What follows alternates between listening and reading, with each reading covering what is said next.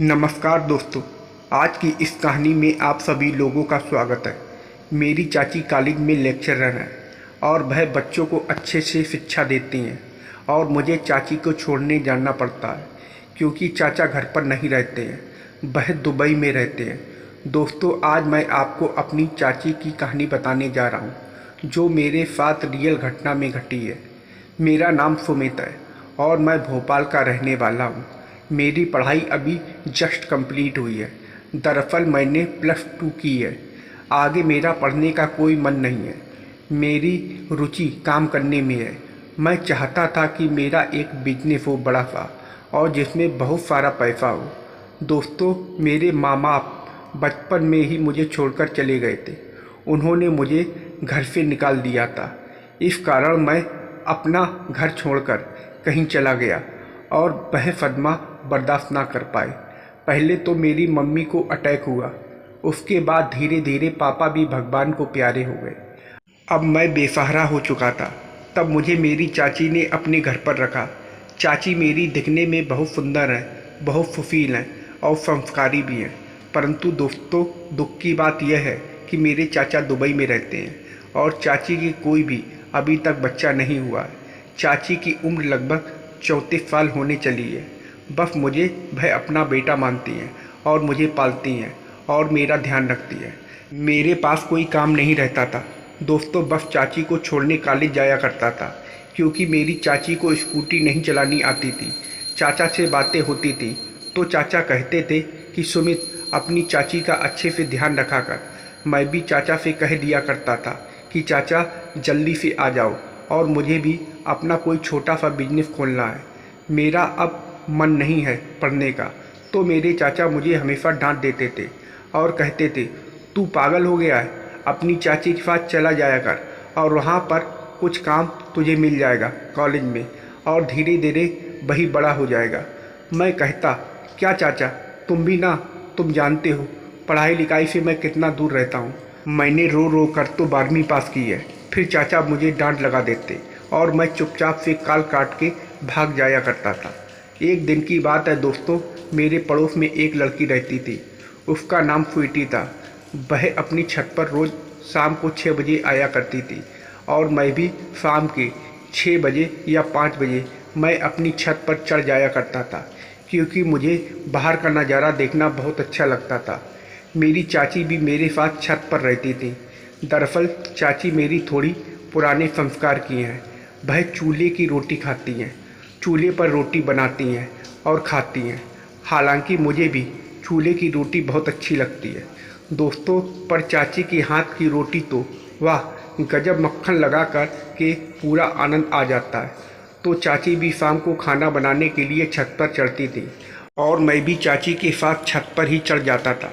स्वीटी मेरी तरफ देख के हंसती थी और मैं भी स्वीटी को देख करके थोड़ा डर जाता था क्योंकि मुझे डर लगता था कि अगर कहीं चाची किसी दिन देख लेंगी तो पता नहीं मेरा क्या होगा। मैं चाची से बहुत डरता था। एक दिन दोस्तों, स्वीटी मेरी तरफ कुछ इशारे कर रही थी और मुझे पता नहीं था। पीछे से चाची ने मुझे देख लिया और चाची ने मुझे एक ज़ोर से थप्पड़ मारा और कहा, अच्छा इसलिए तुमने पढ़ाई लिखाई छोड़ी है ताकि तुम आशिकी कर सको। मैंने रोते हुए कहा, नहीं चाची, मैंने कुछ नहीं किया है। दरअसल यह स्वीटी मुझे देख के हंसती रहती है। फिर चाची ने मेरा कान पकड़ के बोली, अरे बुद्धू, यही तो उम्र होती है आशिकी करने की। मैं तो मजाक कर रही थी। मेरी जान में जान आई और मैं सोचने लगा कि आखिर चाची ने ऐसा क्यों कहा। दोस्तों, मैं वहाँ से चुपचाप अपने कमरे में आ गया और रोने लगा और सोचने लगा कि आज अगर मेरे माँ बाप मेरे साथ होते तो मुझे ऐसे चाटा नहीं पड़ता। परंतु मुझे नहीं पता था कि मेरी चाची ने मुझे चाटा प्यार से मारा है। थोड़ी देर बाद चाची मेरे लिए कॉफ़ी बनाकर लाईं और मेरे पास बैठ गई और कहने लगी, ले सुमित, कॉफ़ी पी ले। मैंने गुस्से से कॉफ़ी का गिलास टेबल पर रख दिया और उस गिलास को घूरने लगा। तभी चाची कहने लगी, सुमित बेटा, मैं इसलिए तुझे डांटती हूँ कि आजकल की लड़कियों का कोई भरोसा नहीं होता है। तेरी उम्र अभी इतनी भी बड़ी नहीं हुई है कि तू किसी से यह आशिकी बाशिकी। बेटा, यह बेकार की बातें होती हैं। अपना काम पर ध्यान दे और अपना कोई बिजनेस आइडिया सोच, क्या करना है तुझे। तो मैं कहने लगा, नहीं चाची, इसमें मेरी कोई गलती नहीं थी। वो स्वीटी मुझे देखकर हंसती है, तो इसमें मेरा क्या कसूर है। फिर चाची ने कहा, कोई बात नहीं, तू काफ़ी पी ले, आज मैं उस स्वीटी से ही बात करूँगी। इतना कहने के बाद चाची मेरे पास से चली जाती हैं और स्वीटी के पास जाकर के बैठ जाती हैं और स्वीटी से पूछती हैं, क्यों स्वीटी, क्यों छेड़ती है तू मेरे सुमित को। तो स्वीटी ने कहा, कुछ नहीं आंटी, वह मुझे अच्छा लगता है, बहुत सीधा लड़का है ना, इसलिए मुझे बहुत अच्छा लगता है और मैं उससे बात करना चाहती हूँ।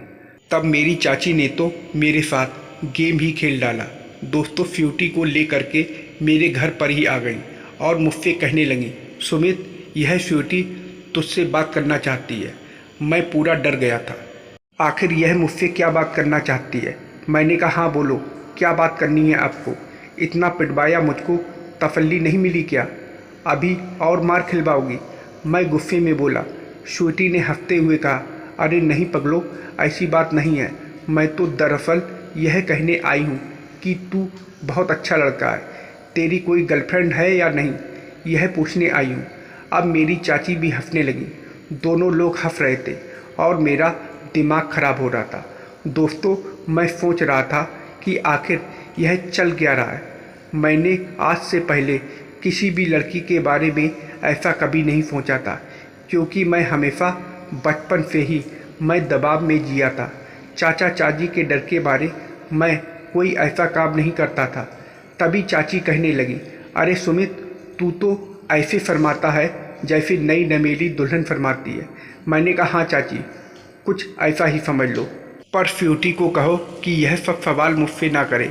फिर दोस्तों स्वीटी ने कहा, अच्छा ठीक है, तो कुछ नहीं, आज से तुम मेरे दोस्त बन सकते हो। मैंने कहा, सोच कर बताऊँगा। चाची ने कहा, अरे इसमें सोचने की क्या बात है, दोस्ती कर लो, बहुत अच्छी लड़की है, और दोस्ती के बाद अगर प्यार हो जाता है तो तुम दोनों की शादी करा दूँगी।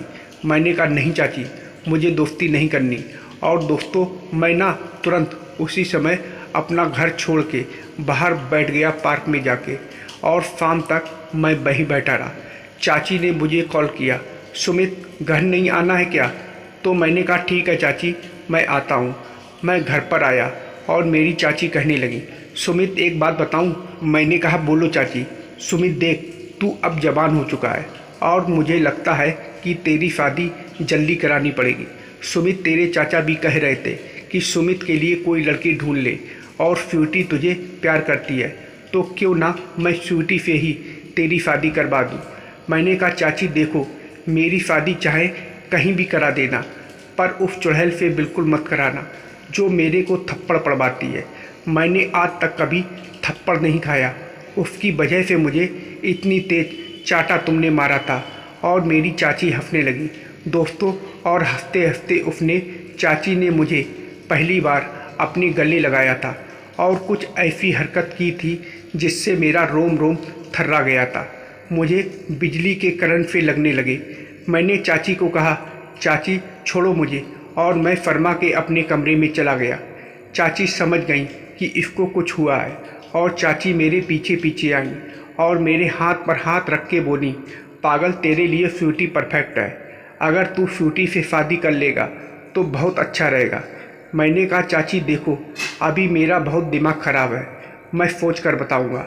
और दोस्तों उसी रात मैं सोया हुआ था अपने रूम में। अचानक से रात के 12 बजे चाची मेरे पास आ गई और आकर के मेरे बाजू में लेट गई।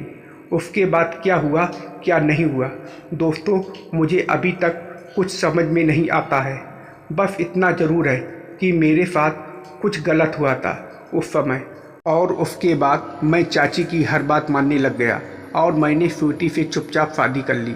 आज मैं कहने को तो स्वीटी का पति हूँ, परंतु चाची के इशारे पर आज भी मुझे नाचना पड़ता है, क्योंकि चाची बार बार यही कहती हैं, अगर तुम मेरी बात नहीं मानोगे तो मैं तुम्हारे चाचा को बता दूंगी। दोस्तों पता नहीं कब मुझे छुटकारा मिलेगा।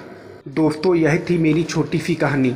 तो दोस्तों आप लोगों को यह कहानी कैसी लगी कमेंट करके ज़रूर बताइएगा, और वीडियो को लाइक और सब्सक्राइब करना मत भूलिएगा। वीडियो को पूरा देखने के लिए आप लोगों का बहुत बहुत धन्यवाद।